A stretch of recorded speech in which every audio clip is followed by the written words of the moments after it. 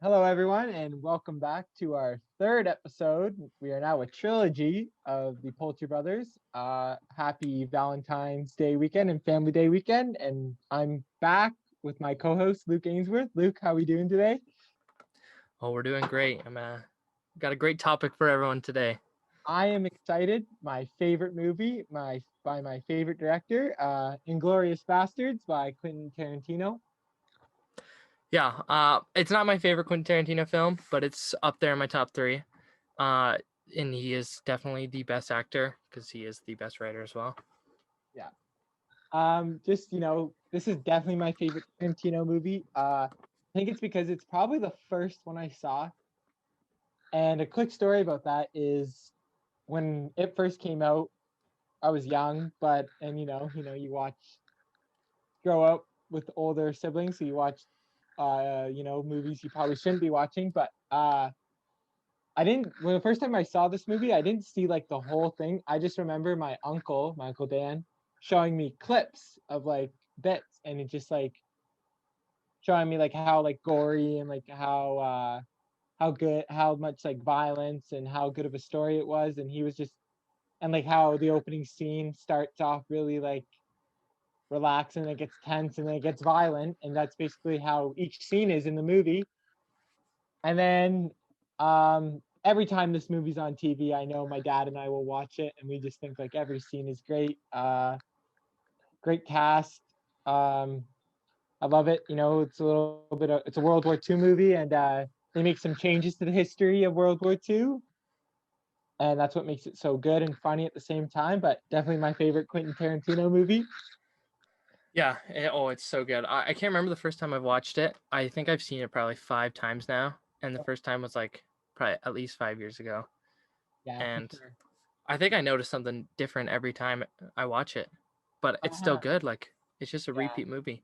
Yeah, there's always hidden stuff in it in this movie that you see you see a new thing every time you watch it. And you want to just get into it? I think we should. Yeah. So a little bit about the movie. Came out in 2009 in August. So this a good summer flick. Also, it's his sixth movie that he directed, and it's 6 out of the 10 he's gonna make. Um, Actually, he originally wrote it in 1998, and then he shelved it, put it away, and he did the Kill Bill series. And then after the Kill Bill series, he returned to it. Yeah. And yeah, he was he had it in the works for a while, Hmm. and he had a producer all lined up, and it took a while for the cast. Speaking of the cast, I think it's a great cast Hmm. with I think Brad Pitt. I'd say Brad Pitt is the main character Oh yeah, as Aldo the Apache. yeah, great choice. Behind that is that Brad Pitt and Quentin Tarantino had always wanted to work together, and for a number of years, but they were just waiting for the right role. And then when Tarantino was halfway through the script, he was like, "I think Brad Pitt will be a great Aldo Rain." And he plays. It's a good character for Brad Pitt. He puts on that like Tennessee Southern accent, and Yeah, great character. yeah, he's a good leader in the movie, and he ended up being in one of his next movies, Once Upon a Time in Hollywood, which he was good in. Yeah. More about casting. We have a perfect German, like head Nazi German like villain antagonist in the movie, Christoph Waltz. Yeah, Or he was so he's good. Austrian and he can speak German. He's a good villain. And originally he wanted Leonardo DiCaprio to play the role, but then I think Tarantino thought, if this is a German character, we want someone that can speak Yeah, German, and I think it worked out. I personally do. yeah. There was a interview on YouTube. They asked Tarantino. They're like about how he casted everyone, and he had everyone casted. He had Brad Pitt. He had Eli Roth as Donnie Donowich, Yeah. and he said to the producer, I don't know if we can film this movie unless we have the right character or the right person for this character, which was the Hans character. Mhm. And once Christopher came into the interview, he said it was really natural, and he spoke Italian, German, English, all in that, and he was like, "This is it. We got the guy." Um, you brought it up just a few seconds ago. Eli Roth and playing Sergeant Donnie, aka the Bear Jew, and I think he was perfect. You know, I know he's not in the movie much, but every scene he's in is just like he's good. He is known as the Yeah. character of the American who will beat up German soldiers with a baseball bat, and you get to see it. And originally, he wanted Adam Sandler to play that role, but conflict issues came up with Sandler as he was doing another movie. But Eli Roth actually eventually, there's a movie in the scene where the plot is about, it brings in about a film, Nation's Pride, and actually Eli Roth directed that movie. So he directed a movie within a movie, which is kind of cool. And he has a great character, um, intense. He's funny. He just beats the crap out of those German soldiers with his bat. Yeah, I think he's a really strong character, and he's kind of like funny, like, but he's not trying to be funny. It's just like kind of get a giggle out of him. It's just like, what is this kind of character? But I Yeah. think that's kind of all of his characters are just like these. They're so different, and I think that's what makes his movie so great. Mm-hmm. And I think a funny casting Tarantino had was Mike Myers as one of the British generals, Yeah. and because Mike Myers is this comedic actor and he Yeah. doesn't play And these serious roles. his parents were in the British Armed Forces, so I think there was some background there. Yeah, and Mike Myers has always been a big fan of Quentin Tarantino. Mike Myers being a big actor in the '90s, and Tarantino always getting big in the '90s. Yeah. I think like every movie he made just got better and better. Mm-hmm. Like my favorite one is the new one, Once Upon a Time in Hollywood. But I'm excited for this new one he's gonna make. I bet you the cast is gonna be just incredible. Okay, let's get into this movie is very exciting because there are different plots. There's essentially two plots in this movie, and there's different chapters. It's one of his movies where he breaks it up into chapters, and we have the story of the American soldiers and the story of the French girl. I cannot The pronounce her the name to French save my Jew. life. The French Yes. Jew So getting Shoshana. yeah, getting revenge back on the German soldiers for killing her family, which we see in the beginning. That's how the movie starts. Is her family is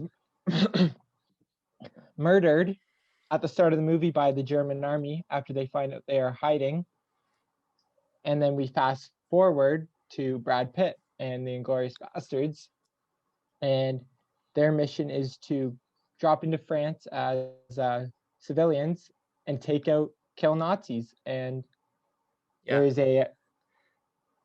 and at the end of the movie, or not the end, but the main goal is there's a German premiere of a new movie, and they're going to get into that premiere and blow up the theater. And then it goes back to the French girl who also is who's hosting it at her theater and has the same idea, but those characters Yeah. never like know each other, meet each other. She has no idea. Just a lucky coincidence. So it's a good movie that way because we have two different plots and it jumps back and forth. Yeah. I like you could say the plot thickens as more and more of the German higher ups attend. Yeah. And then at like kind of like the climax of the movie, um the bastards go meet the British spy who is a actor there. She's undercover, and the bastards go meet her in an underground bar, which is a great scene. Oh, best scene of the movie. You think so? I think my favorite scene's the opening scene. It's just like Uh, it's a great scene to start off the movie. You know, Tarantino always has one scene in the movie where it just kind of really like says like this is a good movie, and I just think the bar scene, you know, it starts out calm, and then the Germans, the German like higher commander notices that their accents are funny, and he notices that they are American, and it just like a great ending as it's a shoot off at the end. And that's where and after the German bastards who can speak German die, you know, that's where we get the Italian speaking Brad Pitt and his two other bastards. And that's where the movie brings in some humor as well as like the plot. Yeah, it's kind of a plot twist because their plan changes, but then they come up with something new, which just makes the film better. Yeah, and I wouldn't say this like most of his movies have like a big plot twist, but I don't think this has like a big plot twist, but it's got like nice little twists that kind of add to the story. I I think what gets the audience's attention is Hitler is going to be attending this premiere of the movie, and you know, there aren't too many movies that show Hitler, and this one does, and I think, you know, this is a big, you know, he makes some changes into history and Hitler's death and stuff, but Yeah, I think that's what really makes this movie like good is because, you know, he involves everyone, and he makes a big change that the bastards shoot up Hitler at the end, and it's quite funny. yeah. Well, in the States during World War II, they made a movie about an American soldier who killed so many Germans, and Tarantino thought if a German did this, they would do the same thing, and he thought a similar situation would happen where all the German commanders would show up at the same place, and he thought this was like an actual plausible scenario that could have happened, but Mm-hmm. obviously it didn't. Mm-hmm. Yes, and just before the plot, I just want to get into, you know, Christopher Waltz and being Hans Landa, being the great like detective he is in the movie. You know, he sees like every character in the movie. You know, that whole scene at the cafe is really intense because Shoshizana like sees Hans Landa again, and but he has no idea. But then there's a point in the movie where he's like, where you think he knows because he's like, I'm gonna ask you one more thing, but then like He he doesn't ask it. he doesn't ask her what we think he's gonna ask. That's what I was thinking. He knew like the whole time. He knew where she was, but now like after that, I kind of think he doesn't. But what do you think? Like, do you think he knew the whole time, or? Um, yeah, I think he might have because, you know, in at the end he catches the bastards, but he leaves their bombs in the theater and tries to bribe them, saying like, "Oh, I just ended the war." So there is a part of me saying that like, he knew, but he wasn't gonna do anything. But I'm sure Tarantino had his reasons. Tarantino's gonna leave that question unanswered. Yeah, Mm. which is good. I think it's good for the viewers to think about the movies and Mm-hmm. think about different scenarios. Yeah. Um. So, you know, this is another Tarantino movie, so obviously it's violent, and we see it throughout the movie. You know, there is constant. They are just shooting up German soldiers. You know, the big thing is that Brad Pitt's character makes his soldiers scalp like the Nazis, like their scalp off, and Yeah, that's kind of funny because like it's like a just a joke throughout the movie. You know, when you see it at the end too, and he's like, you know, scalp this guy at when just before they're gonna arrest Christopher Waltz's character, and it's funny. And I like how if they obviously need to let one guy know, so all the Germans are afraid of these bastards. So any German soldier or Nazi soldier that they were gonna let go, they'd carve a swastika on their forehead so they know that they're like a Nazi for the rest of their life. And I like how we filmed those scenes because we got to like see it from the soldiers' perspective laying down, and like they always had funny comments, and that's a good ending. Like, you know, when he says, Yeah. "This is my best work yet." Yeah, and it kind of reminds me of in every Quentin Tarantino movie, like in Pulp Fiction, there's like this a camera angle where it's looking out from the back of the car of a trunk. Yeah. And I think he's got a scene where it's like looking up at the characters, and I feel like this is like one of his like director traits about him. This is probably one of the movies where like you don't see people's feet. You know, Tarantino has a big foot fetish. This is probably the one where you don't see any. Yeah, he's a weird guy. I did notice one when I was watching it. It wasn't like it was like a pan down towards the feet. This was I guess there is a foot scene when he's putting on the shoe for her at the end. That's true. I forgot about that. Yeah. I forgot about that. And also, you know, and his cast, you know, he is using the same, you know, Christoph Waltz. He's been in a few. Samuel L. I think Jackson. Samuel L. Jackson was the narrator. Narrator, yeah, and I think this was Christopher Waltz's first one with Tarantino, and then he got into Django. Hateful Eight and Django. in Django. Yeah.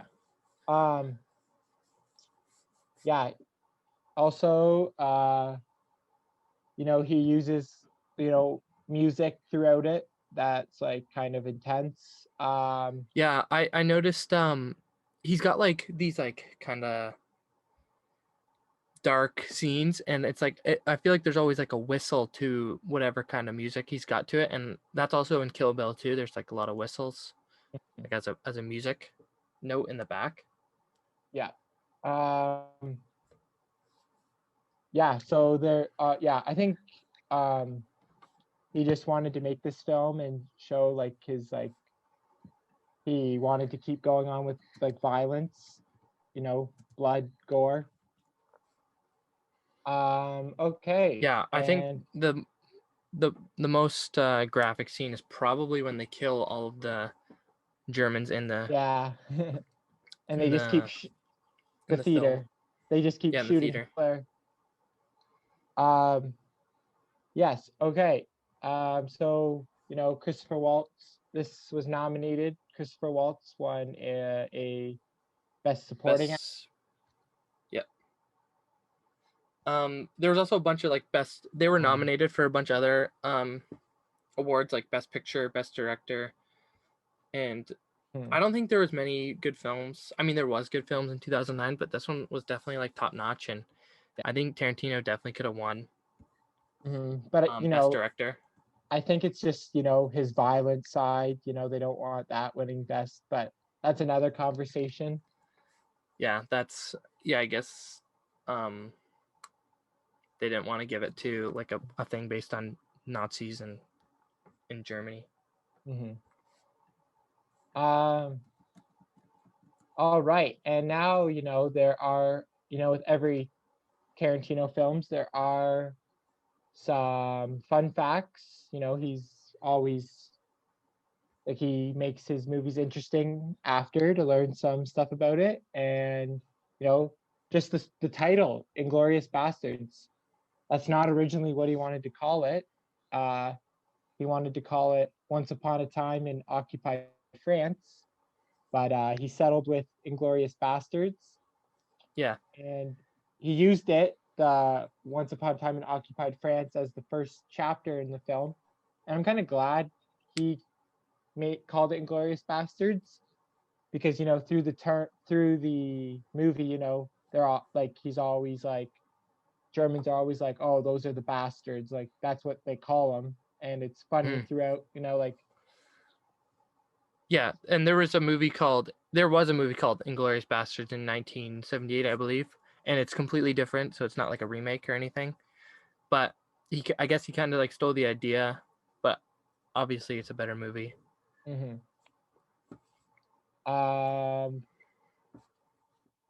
I think the budget for this movie was 70 million, Mm-hmm. which isn't. I guess it was quite a bit back in 2009 because I think movies now are around 100 million budget, and Um, I think they made like 300 million profit or 300 million in box office and ticket purchases, so they ended up making like 250 mil.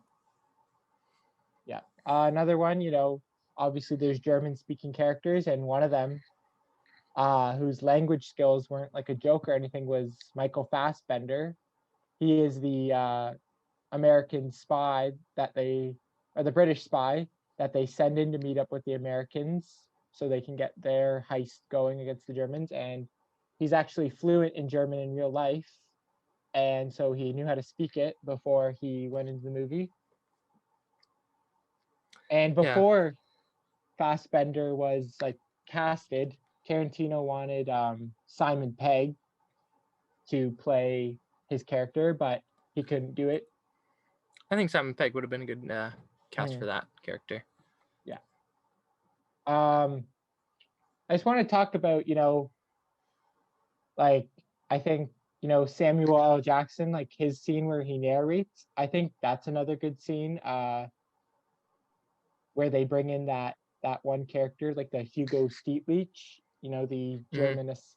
I think that scene, his backstory when he narrates it, I just think those scenes are really good where they show him like just killing every Nazi officer, and how he's known throughout the movie and every German soldier is afraid of him. And that one scene where they introduce him, you know, uh everyone starts laughing and clapping for him, just like. And I also love during that scene when they clap for Eli Roth's character to come out, and he just bashes the German soldier's head. Yeah, um that was also another good scene in the mhm. movie. And also Tarantino, how he likes to make connections to other movies. I think that we like this scene, the scene where they get introduced at the cinema as the three Italians, and one of them is Antonio Margheriti.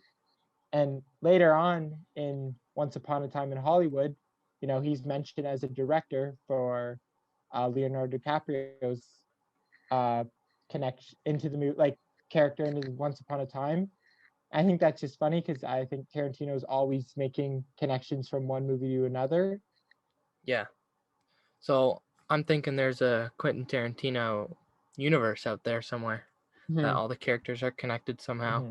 Yeah, and Tarantino does make an appearance in this movie. He is a dead Nazi soldier that they scalp, and you see him right at the beginning of that scene. He's the first dead Nazi in the movie. Yeah, it's really hard to notice. I do like when he's in the movies. I think my favorite cameo by him is in Pulp Fiction when he's like the friend that has to help out. He has a big He's role. also yeah, like it's good, and he's a good actor too. Like it's not like he did like a bad job either. He was also in Django at the end of the movie Yeah, for like not even 2 yeah. minutes. And he was in Reservoir Dogs for maybe like 30 seconds. You see him walking like at the Yeah, opening scene. yeah, But he narrates The Hateful Eight. And yeah, but so this is definitely my favorite Quentin Tarantino film, Inglourious Basterds. Just the plot, there's no like slow scenes. It just keeps getting better and better throughout the movie. It just keeps going up and up until mm, the ending. yeah. But I think some of the scenes like they're all good scenes, but like some parts of the scenes kind of drag on a bit. Like when they're talking to the Italian characters, and Hans They keeps repeat asking them. himself. Yeah. Yeah, he's like, what are your names? Like, how do you say them? And it's just like it goes on for like 2 minutes, and like in reality, you could have made it like a 1 minute scene. But I think that's what makes Tarantino so unique. Hmm. But that bar scene is just it's a long one, but it's just so good because the tension is so high throughout the whole Oh yeah, scene, the suspense is great. and it just ends in death.